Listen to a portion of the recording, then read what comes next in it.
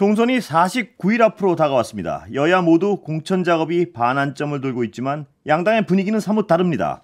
3부에서는 국민의힘 장해찬 전 최고위원과 함께 국민의힘 공천 상황 등 자세한 이야기 나눠보겠습니다. 전화 연결돼 있습니다.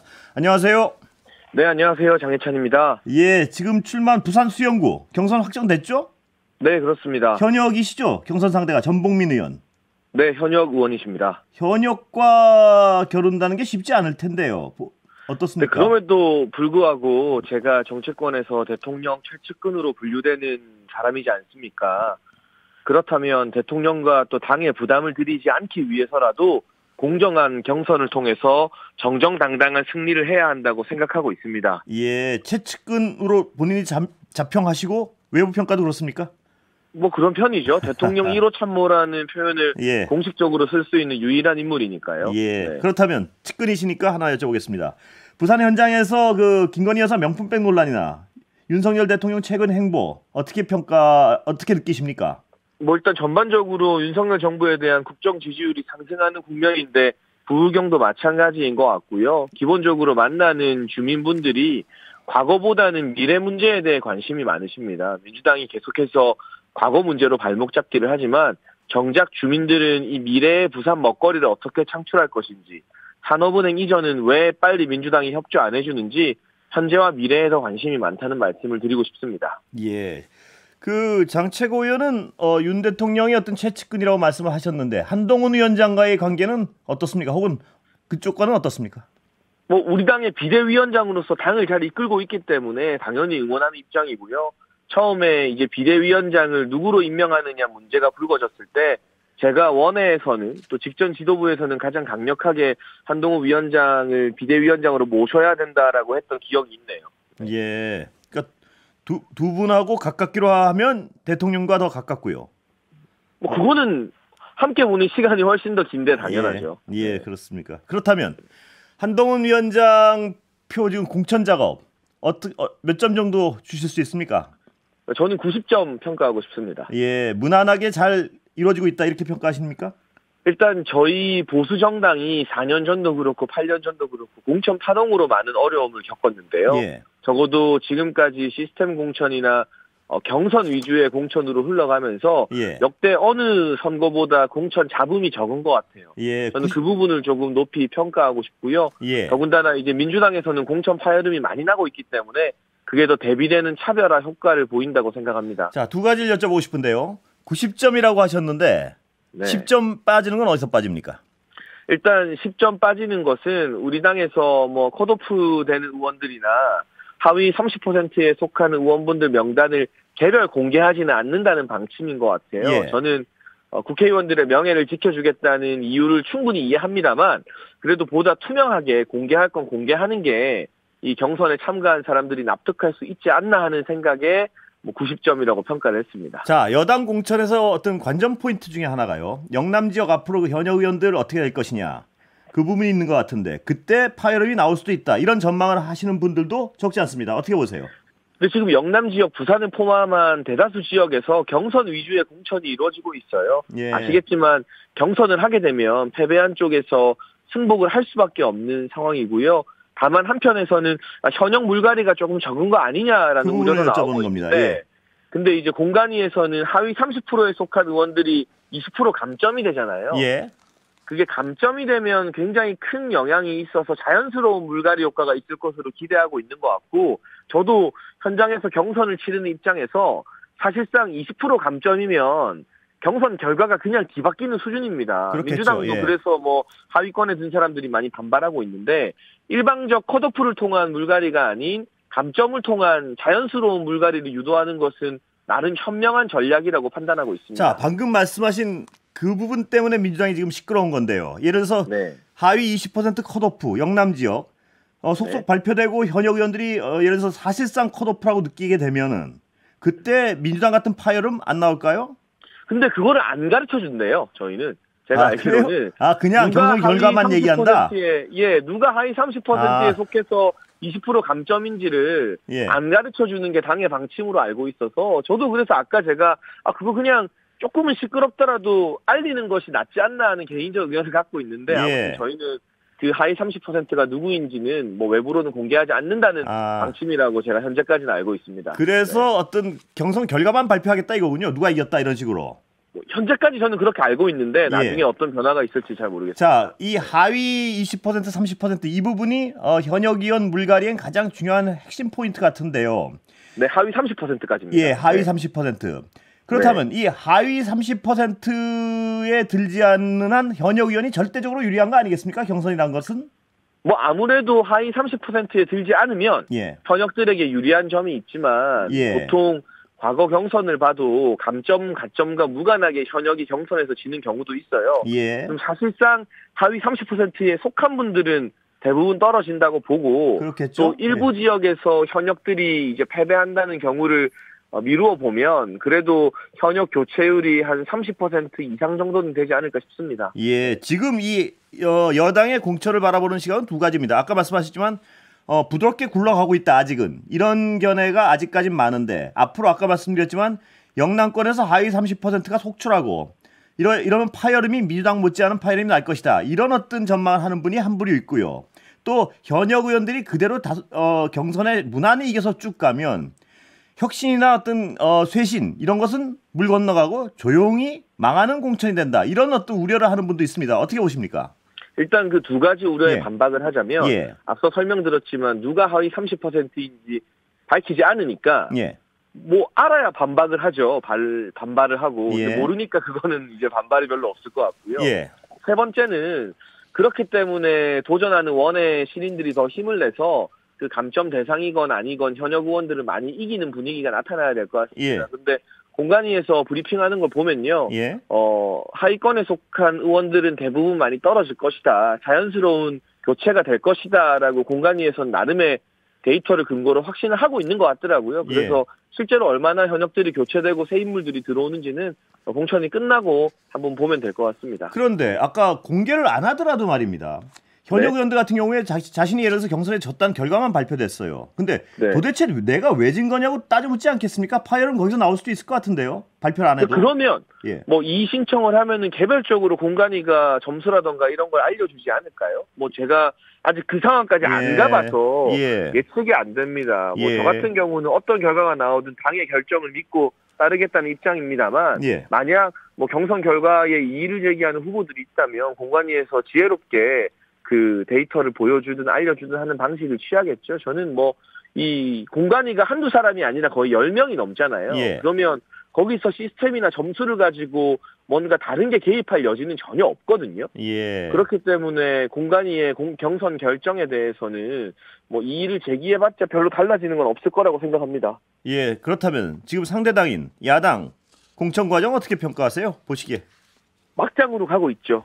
어떤 부분에서 그렇습니까? 오늘 일단 김부겸 전 총리와 정세균 전 총리 등 민주당의 어른이라고 할 수 있는 분들이 이재명식 공천 안 된다라고 강력한 입장을 냈고 국회 부의장이면 그 당이 제일 어른인데 김영주 부의장이 탈당하지 않았습니까? 또 공교롭게도 그 박용진 의원이나 윤영찬 의원처럼 비명계들은 다 하위권 통보를 받았고 한편으로 이재명 대표의 대장동 변호인단은 전부 다 경선 티켓을 거머쥐었거든요. 그래서 이게 이재명 밀실 공천을 넘어서 대장동 공천이다라는 표현까지 언론에서 나오고 있는데 제가 방금 보기로는 또 정필모 선거관리위원장이 사퇴했다는 뉴스가 속보로 전해진 것 같아요.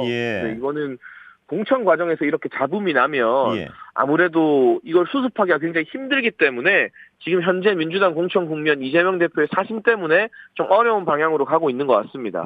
옹호하는 쪽에선 말입니다. 민주당 공천을 옹호하는 쪽에서는 쇄신이나 아까 그 드린 질문과 동전의 양면인데요. 쇄신이나 혁신을 위해서 소리가 나는 것은 당연하다. 그리고 말을 좀 전달해드리면 이현주 의원은 국민의힘은 입틀막 공천이다. 공천이 조용하면 북한이지 대한민국이냐. 조금 시끄러워도 객관적 평가로 진행되는 민주당 공천이 우월하다. 이런 주장을 합니다. 어떻게 보십니까? 그러니까 당적을 손바닥 뒤집듯 바꾸는 우리 이현주 의원의 말에 제가 대응할 가치는 없는 것 같고요. 다만 사람을 바꾸더라도 노골적으로 비명계는 학살하고 친명계가 그 자리를 채우는 게 쇄신은 아닐 겁니다. 국민이나 당원들이 납득할 수 있는 쇄신이어야 하는데 지금 민주당의 방향이 쇄신이라면 제가 당은 다르지만 참 존경하는 김부겸 전 총리나 정세균 전 총리 같은 분들이 오죽하면 이렇게 성명을 발표하면서 제동을 걸까 이런 부분을 상식적인 국민들이 판단하실 거라 믿습니다. 예. 그 지금 국민의힘의 경우에 왜 서울 강남이나 영남권 공천 좀 밀리는 건가요? 계속 시기적으로? 영남권 같은 경우는 오늘도 추가 경선 지역 발표가 났고요. 예. 네. 서울 강남 같은 경우는 국민의힘 입장에서는 좀 상징성을 지닌 대표 지역이기 때문에 가장 주민들의 눈높이에 맞고 또 국민의힘의 비전을 제시할 수 있는 전문가 등을 고려하면서 조금은 호흡을 가다듬고 있는 거라고 생각하고 있습니다. 예. 아까 장최고 말씀하시는 거 보면은 영남권의 경우에 물갈이 꽤 이루어지길 적어도 기대하고 계신 것 같은데. 저도 그 물갈이를 예. 일으킬 대표 주자 중에 하나이기 때문에 예.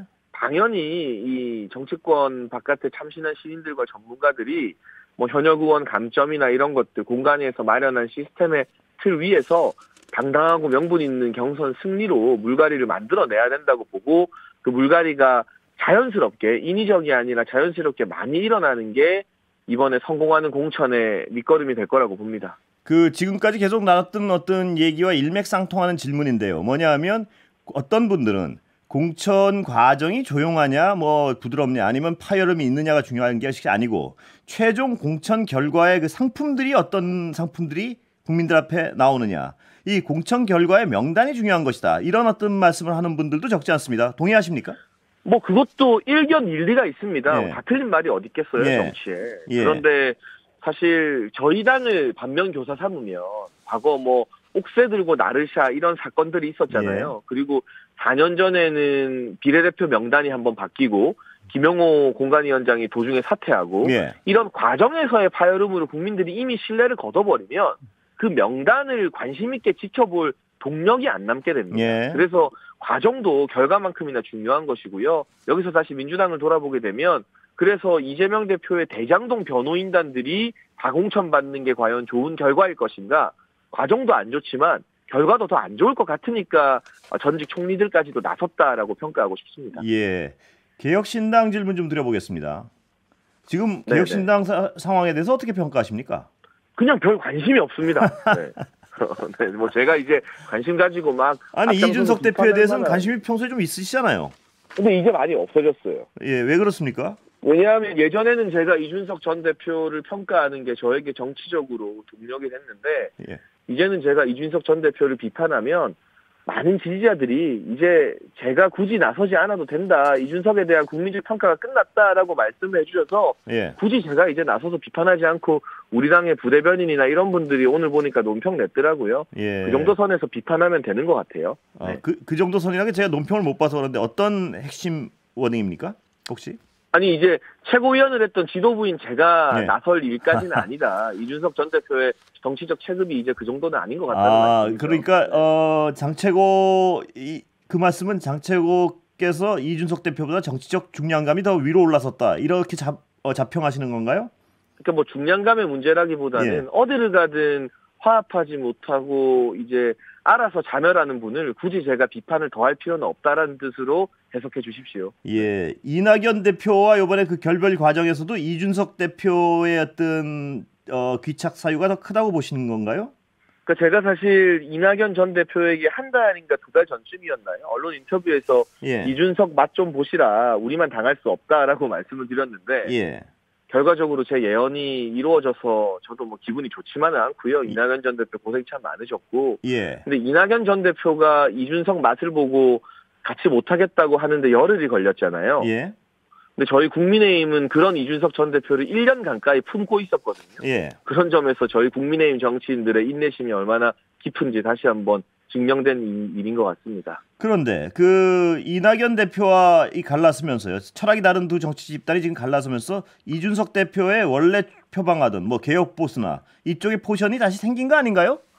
근데 뭐 그렇다고 하기에는 거기에 금태섭 전 의원이나 또 류호정 전 의원이나 조응천, 이원욱 의원 이런 분들이 과연 보수라는 단어를 자기 이름 앞에 붙일까 좀 의문스럽고요. 예. 뭐 아무튼 이렇게 우왕좌왕하고 열흘 만에 합당했다 파기하는 모습에서 국민들이 저 정당은 안정적이고 신뢰할 만한 정당이구나라고 판단하기는 어려울 것 같습니다. 예.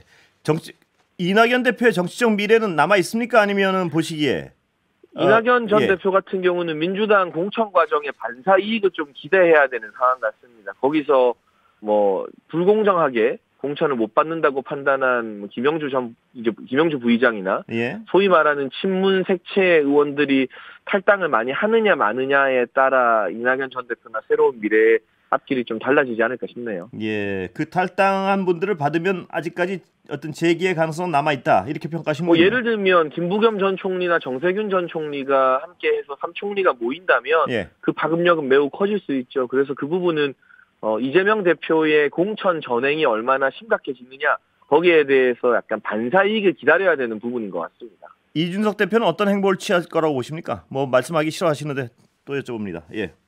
뭐 그냥 좌충우돌 자극적인 캡사이신 같은 정책을 마구잡이로 막 발표하면서 언론 기사 한 줄 더 나보려고 애를 쓰겠죠. 네. 예, 그 정책을 말씀하시는 거 보면 이준석 대표에 대한 어떤 감정이 많이 느껴지네요.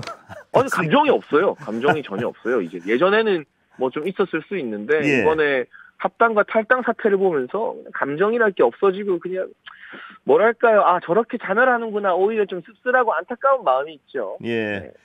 그 조국 전 장관 창당 선언했습니다. 그 정치적 파괴력 가능성은 어떻게 평가하십니까?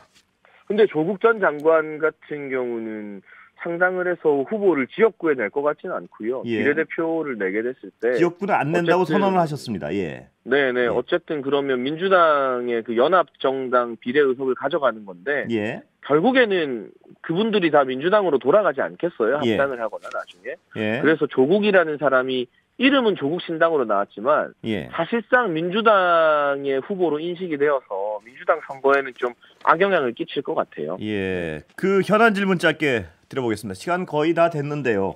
네. 최상병 사건 지금 진행 과정 어떻게 보세요? 뭐 여러 가지 속보도 나오고 있고요. 대통령실에서 깊이 관여했을 정황 증거도 나오고 있고요. 어떻게 보세요? 근데 저는 뭐 이 부분에 대해서는 여러 가지 뭐 언론 보도도 있고 관련된 뭐 군의 수사도 이루어지고 있는 것 같지만 기본적으로 저는 대통령실 공직자들의 발언을 신뢰하기 때문에 예. 뭔가 이 결과가 나오기 전에 제가 예단해서 이럴 것이다 저럴 것이다 말하는 건 좀 적절치 않은 것 같네요. 뭐 추가 보도가 계속 이어지고 있습니다. 그러나 어떤 정황 증거나 거기에 대해서는 평가하고 싶지 않으십니까 혹시? 뭐 저는 기본적으로 우리나라 공직자들이 이 국회에서 말한 발언에 네. 신뢰감을 가져야 한다라는 입장이기 때문에 뭐 정말 결정적인 어떤 보도나 이런 것이 나오기 전까지는 대통령실이나 국방부 관계자들의 발언을 신뢰하는 쪽입니다. 예, 결정적인 증거가 만약에 나온다면 그때는 분명한 태도를 밝힐 수 있다. 이렇게 해석해도 되는 겁니까? 뭐 그때는 만약에 하나 예. 뭐 근데 만약을 가정하는 건 좀 무의미한데요. 예. 아무튼 현재까지는 저는 우리 국민 세금으로 국가를 위해서 일하는 공직자들의 발언을 더 신뢰한다 정도로만 말씀을 드리겠습니다. 네. 자, 정말 시간 한 1분도 안 남았는데 의대 정원 가지고 지금 부딪히고 있는데요. 자, 그 일반적인 얘기는 딴 쪽에서 많이 들었으니까 약속 대련이다. 이런 평가가 있는데 어떻게 보십니까? 그런 것 같지는 않은데요. 저는 이 문제가 약속 대련 같지는 않고요. 예. 뭐 제가 한 가지 바라는 건 뭐 어느 쪽 뭐 주장이 옳고 그르고를 떠나서 우리 환자들이 피해를 보는 일은 없어야 되기 때문에 예. 대화를 계속적으로 하면서 환자들의 피해를 줄이는 방향으로 정부와 의료계가 대화를 지속해 나갔으면 좋겠다는 정도의 바람만 가지고 있습니다. 예, 다음에는 스튜디오로 한번 모실게요. 예. 네, 경선 끝나고 승리하고 스튜디오로 찾아가겠습니다. 예, 장해찬 전 최고위원이었습니다.